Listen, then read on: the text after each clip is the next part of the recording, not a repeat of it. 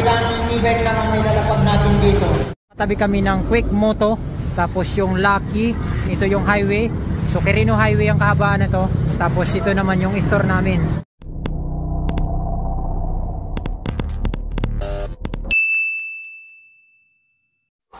Hindi yung maigi tinuturo ko sa'yo, ha? Oo, tapos, ito yung buton.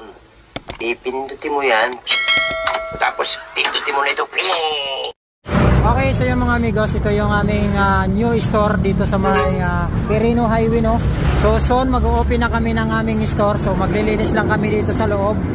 So medyo maliit lang yung store dito. So katabi kami ng Quick Moto. Ito. Tapos yung Lucky. Yan yung katabi namin. Ito yung highway. Tapos dito sa kabila, so Quirino Highway ang kahabaan na to. Yan yung katabi.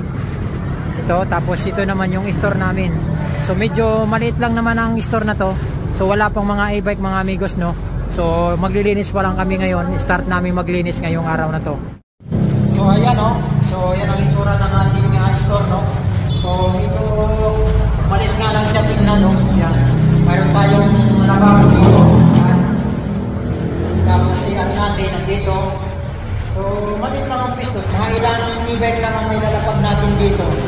Yan. So ito naman lalabas yan. Ikotin ko sa inyo.